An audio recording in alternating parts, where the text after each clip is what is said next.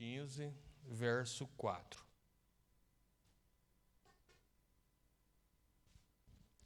Diz assim: permaneçam em mim, disse Jesus, e eu permanecerei em vocês. Pois assim como um ramo não pode produzir fruto se não estiver na videira, vocês também não poderão produzir frutos a menos que permaneçam em mim. Amém? Graças a Deus. Senhor, que Tu possas, Pai, falar conosco nesta noite, através da Tua palavra, que é viva e eficaz.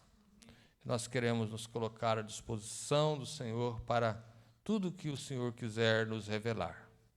Em nome de Jesus. Amém. Irmãos, no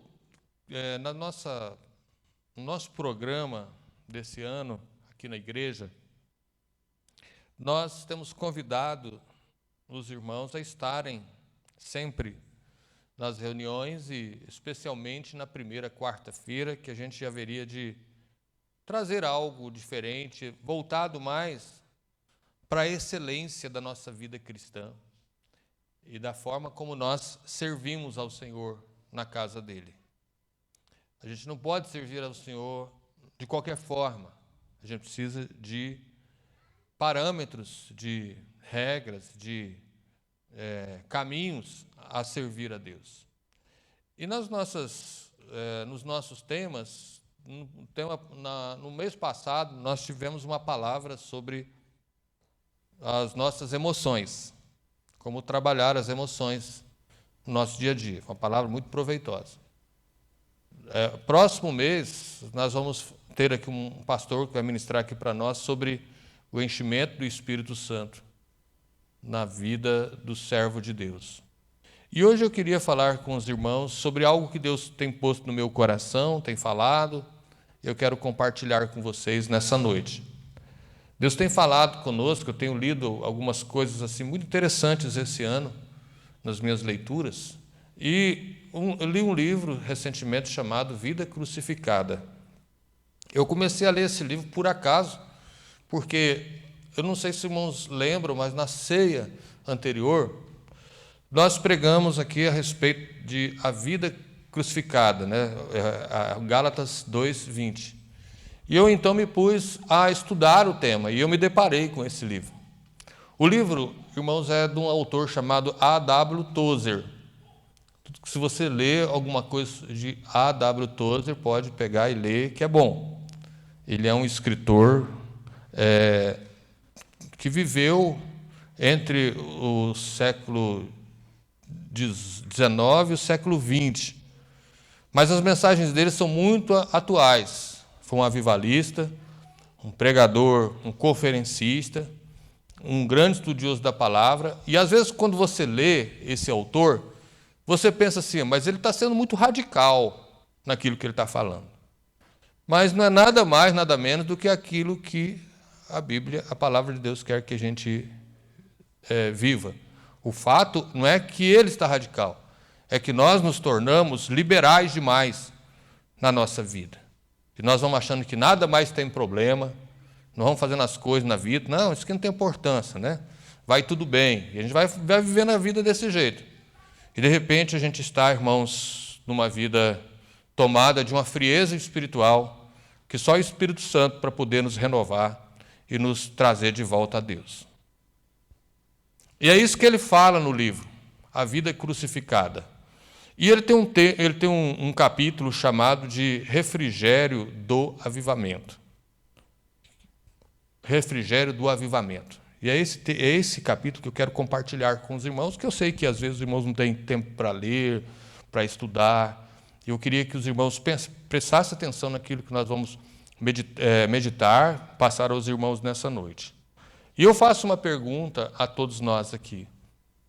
Nós sabemos o que é avivamento? O que é um avivamento? Primeiramente, eu gostaria de dizer que o avivamento ele pode acontecer em 3 níveis. Primeiro, ele pode acontecer na vida pessoal na nossa vida pessoal. Então, um crente avivado, um cristão avivado. O outro nível, irmãos, é que ele pode ocorrer no nível da igreja, quando a igreja recebe um novo ímpeto espiritual.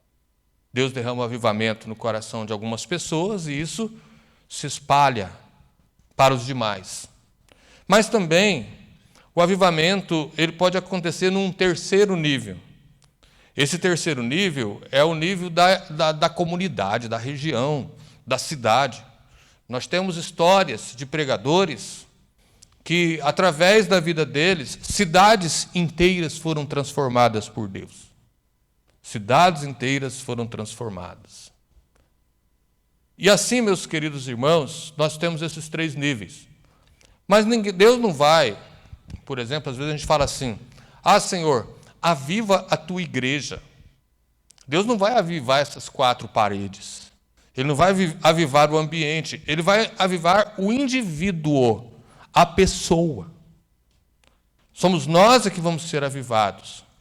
Avivar significa dar vida, renovar.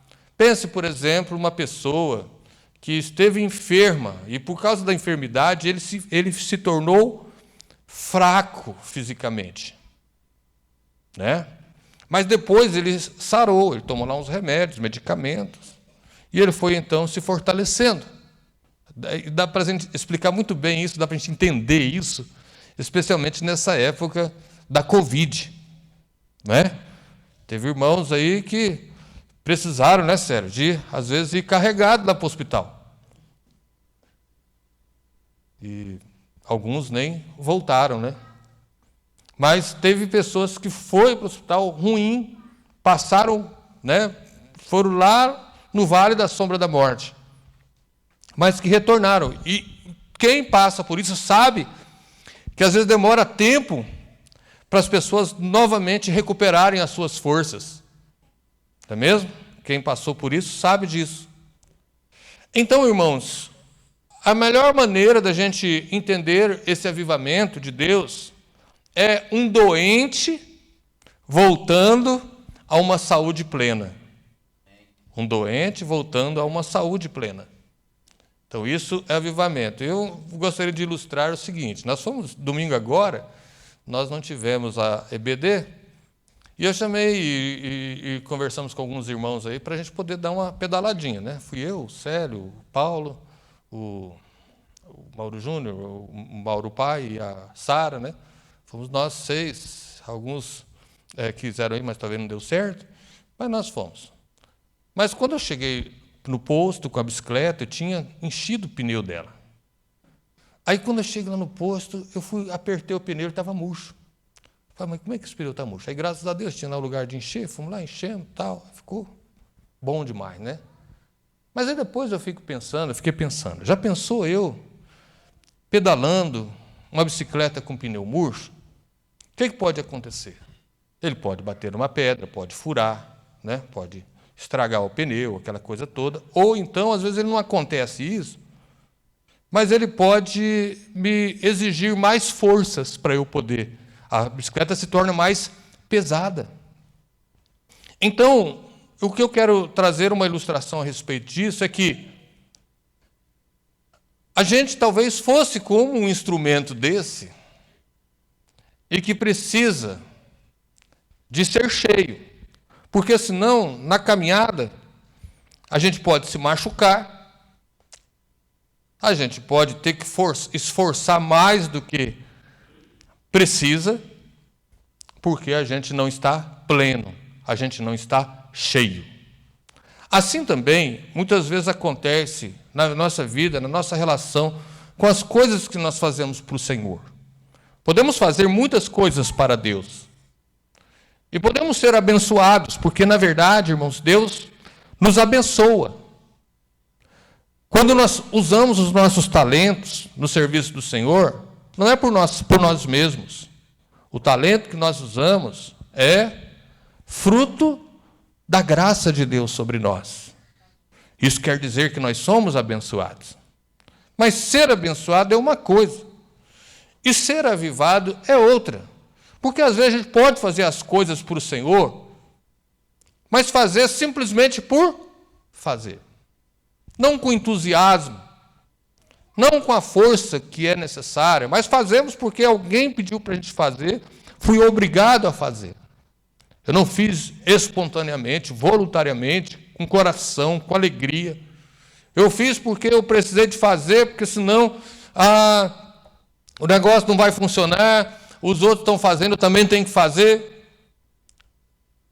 Então, irmãos, isso pode acontecer, e pode realizar muita coisa, mas se a gente estiver avivado no coração, estimulado, incentivado pelo Espírito Santo, nós certamente faremos com muito mais facilidade e o resultado vai acontecer plenamente. Agora, irmãos, veja bem, o que eu queria ressaltar com os irmãos é que nós precisamos, cada um de nós, pense você aí, você precisa de um avivamento pessoal. Eu preciso de um avivamento pessoal. Eu preciso de uma mudança. Eu preciso de um estímulo do Espírito Santo sobre a minha vida. E aí, o nosso autor aqui, ele vai dizer para nós que a história, a bíblica, está cheia e repleta de exemplos de pessoas que foram avivados. Pode ser que, olha só, irmãos, pode ser o seguinte, que você está numa igreja, eu acredito que muitos dos irmãos aqui já passaram por outra denominação, e você está numa igreja e a igreja está fria. Parece que a igreja está com certas dificuldades, alguns problemas para resolver. E aí o que acontece? E você diz assim, não, mas eu vou buscar de Deus. E é possível que você esteja avivado, repleto de Deus, enquanto que talvez toda a comunidade não esteja tanto assim. Não é? Talvez toda a comunidade não está tão cheia, mas você está cheio. A bênção da gente estar cheio, avivado por Deus, é que isso pode se alastrar, alcançar, atingir outras pessoas. Porque você começa, por exemplo, a orar, a buscar de Deus, a encher a sua vida de Deus, e outras pessoas podem ser incentivadas através da sua vida a buscar mais de Deus.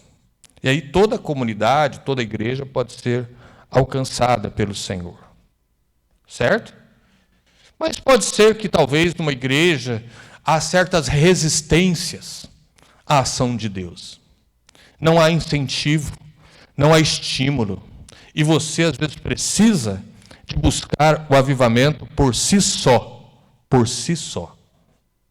Então, queridos irmãos, a Bíblia e a história está repleta de pessoas que buscaram a Deus, buscaram, quem sabe, um lugar onde Deus pudesse lhes encher, partiram para essa experiência pessoal com Deus.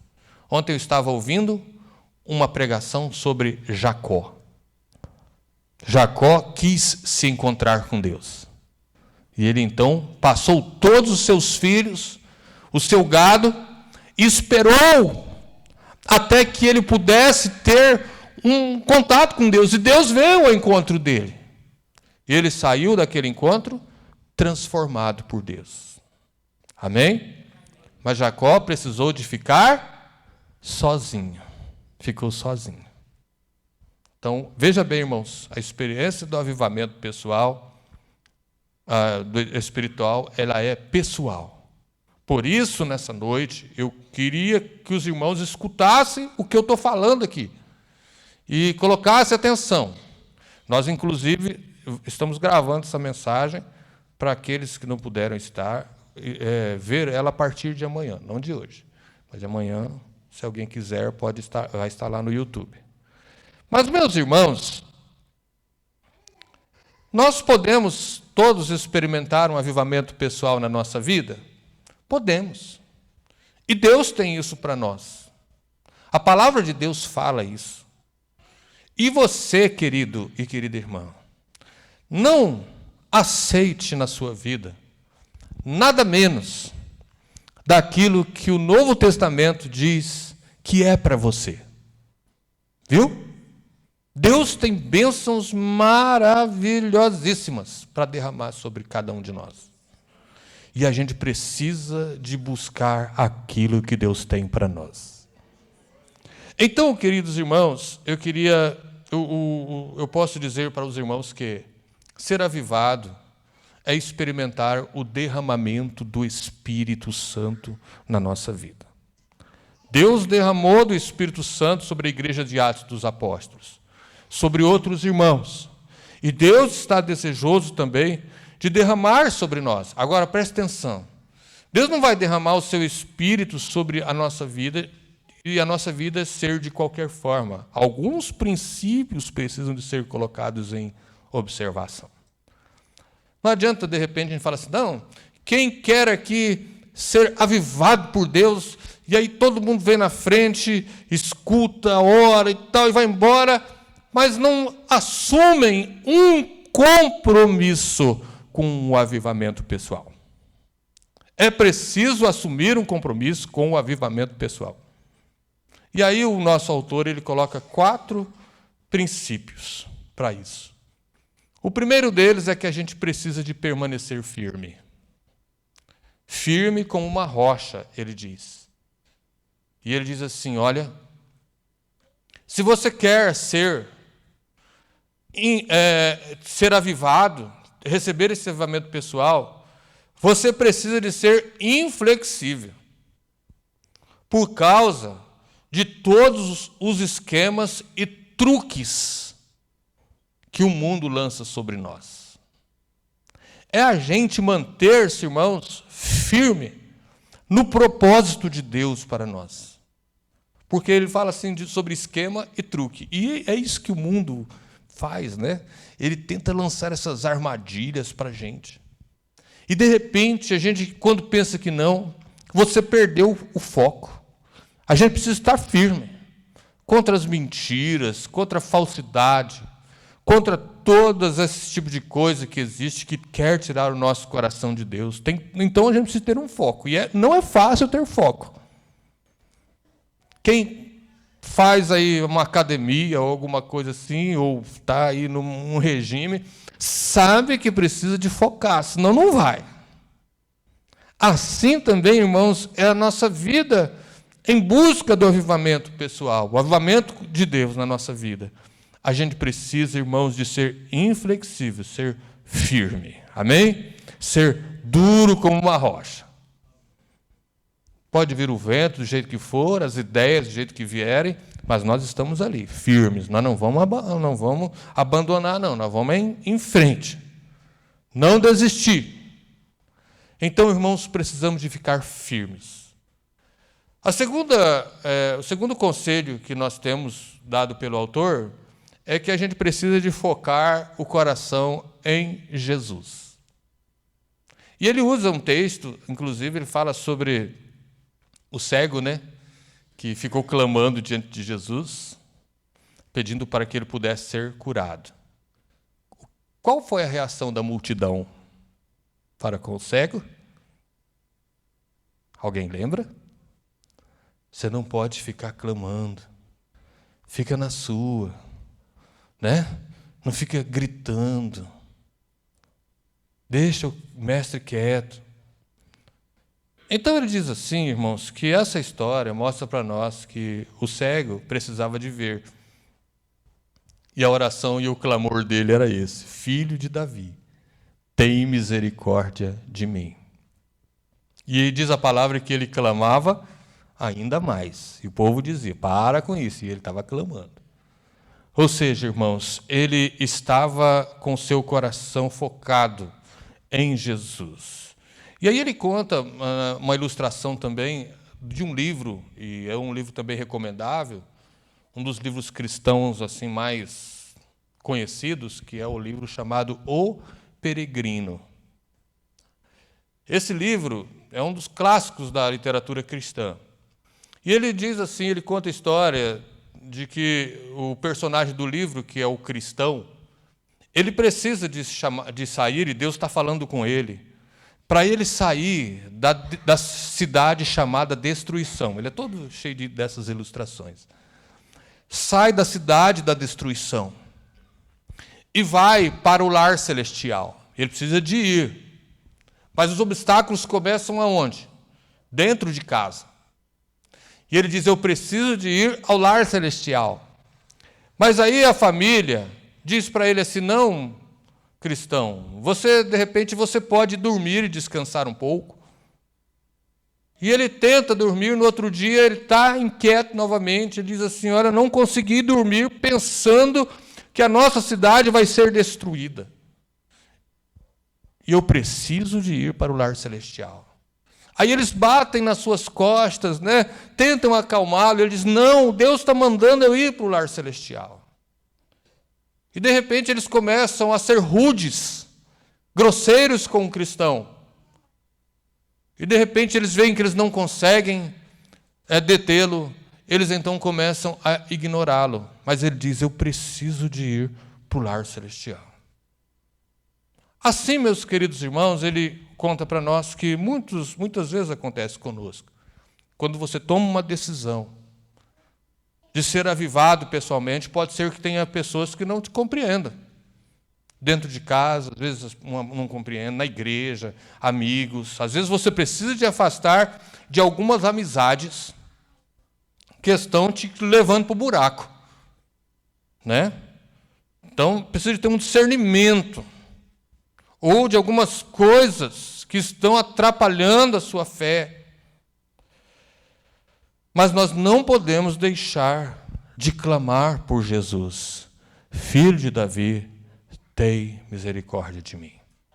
Amém? Então seja firme. Clame a Jesus. Mantenha o foco em Jesus, em Cristo. Em terceiro lugar, ele nos diz também para nós nos submetermos ao exame divino. Muitas vezes, irmãos, a gente não se submete ao exame de Deus. E a gente esconde todas as coisas, os nossos pecados, as nossas deficiências. A gente pensa que está escondendo do Senhor, colocando debaixo de um tapete. Mas a gente precisa de submeter-se a Deus. Provérbios 28:13 nos vai dizer que aquele que confessa as suas transgressões e as deixa, alcança a misericórdia, mas aquele que esconde essas transgressões nunca prosperará. Nunca prosperará aquele que esconde. Então submeta a vida ao Senhor.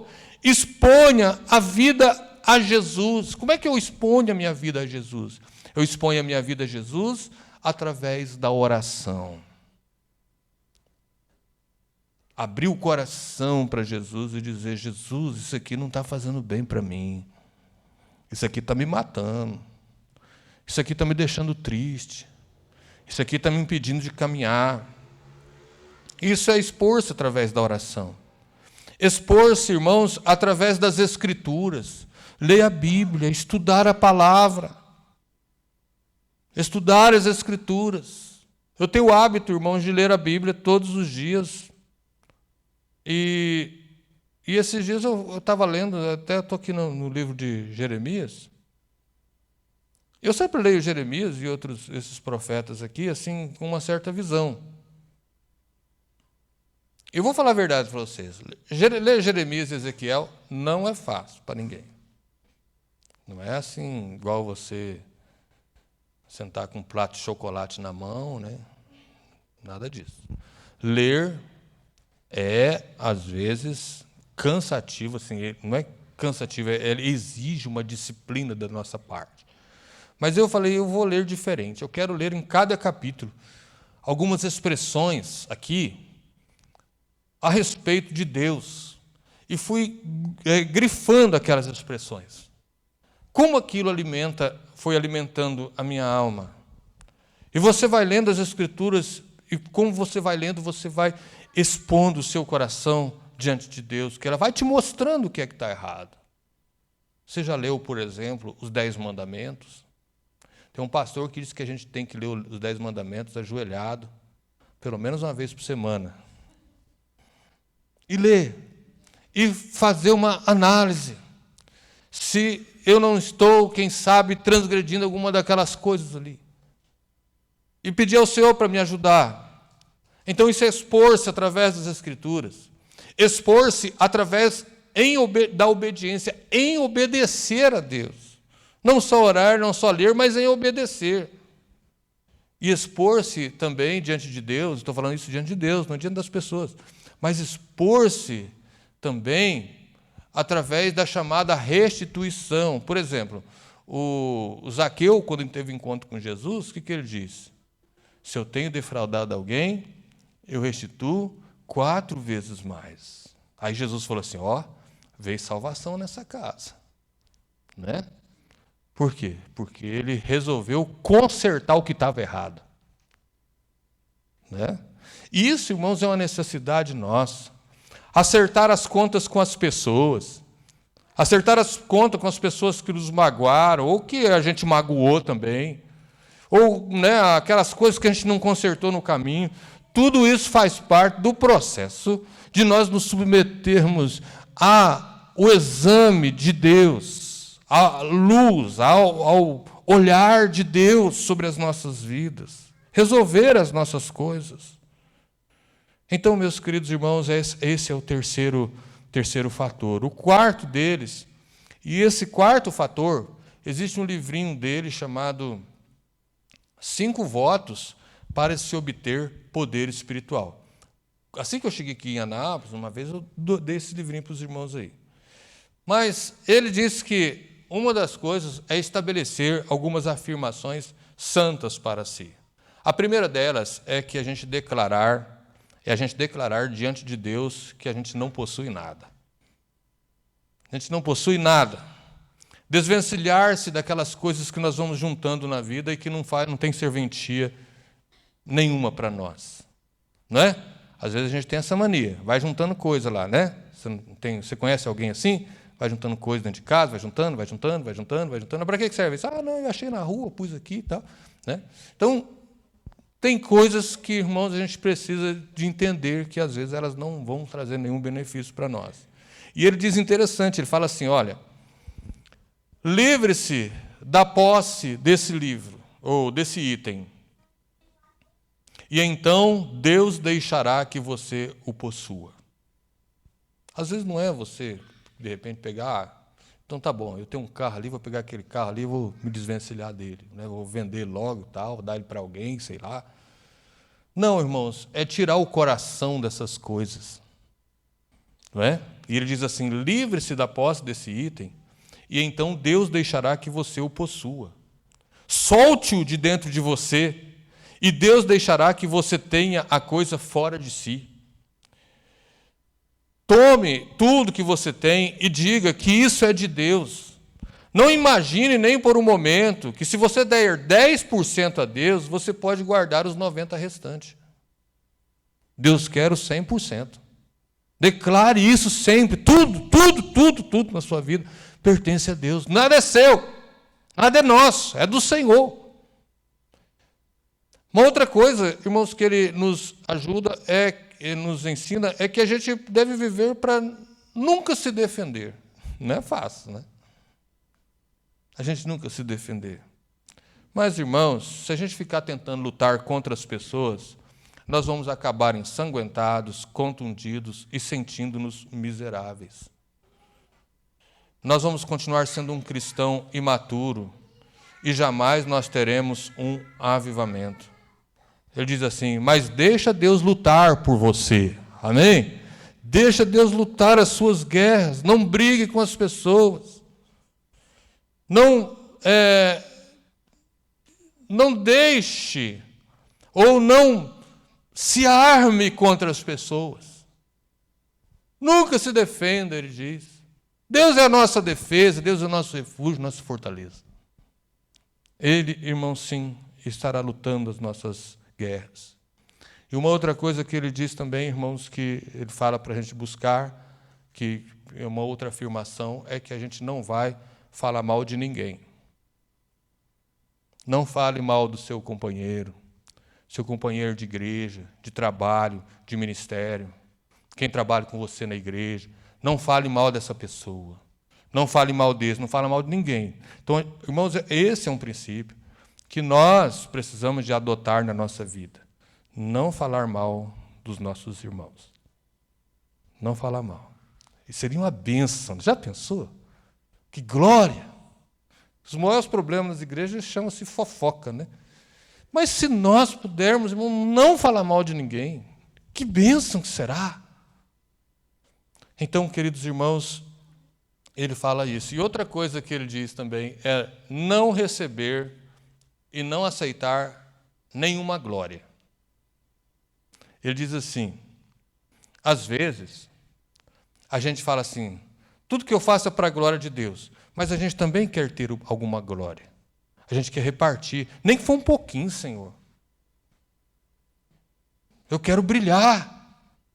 O Senhor brilha aí, eu brilho aqui. Aí ele diz assim, não, irmão, toda a glória do Senhor. Não aceite nenhuma glória, nenhuma glória, nenhuma glória. Já pensou que desafio? A gente é vaidoso, né? Quando alguém nos elogia, alguém fala alguma coisa deu certo na nossa vida, a gente se enche e tal. E às vezes a gente fala assim, toda a glória é do Senhor, mas no coração, né? Está toda a glória do Senhor, né? Então, queridos irmãos, a gente precisa de andar por esse caminho. Queridos, nós temos esses princípios para nós seguirmos. E eu fico pensando, irmãos, assim, e a pergunta que se faz é, por que a gente precisa desse avivamento? Ele diz assim, que a gente não pode deixar que as nossas costas sejam fustigadas para nós chegarmos a Deus. A gente precisa do avivamento para a gente fazer as coisas de Deus, estar na presença de Deus, experimentar o que Deus tem para nós. Não é? E sem ir para Deus, porque às vezes a gente espera uma tragédia acontecer, um negócio ruim acontecer, para a gente voltar e falar, não, agora vai, o Senhor me chamou, agora pronto, né? Agora estou entendendo o que o Senhor quer de mim, mas depois do que a vaca já foi para o brejo. Ainda bem, quando a vaca vai para o brejo, e a gente entende que a gente precisa de voltar para Deus. Graças a Deus ainda. Mas é melhor a gente ir para o Senhor, sem que seja pela dor, né? Que a gente buscar de Deus, receber de Deus, ser o que Deus quer que a gente seja, voluntariamente. Amém? Então, meu querido irmão, você pode ter um avivamento, mesmo que ninguém mais tenha. Não há motivo pelo qual você não possa firmar-se como uma rocha e focar o seu coração em Jesus. Quando você o encontrar, descobrirá as comportas da misericórdia. Você vai encontrar um óleo novo e você vai encontrar uma maravilhosa vida nova na presença de Deus. Como vai ser diferente? Então, irmãos, Deus quer fazer isso na nossa vida. Deus falou muito comigo nessa mensagem e eu queria muito ter compartilhado isso com os irmãos. E se nós quisermos, de fato, ter uma comunidade transformada, uma igreja transformada, coração transformado, a gente precisa buscar de Deus um avivamento pessoal. Amém? Cada um na sua. Eu queria agora convidar os irmãos a nós termos 5 minutos de oração. E nessa oração você vai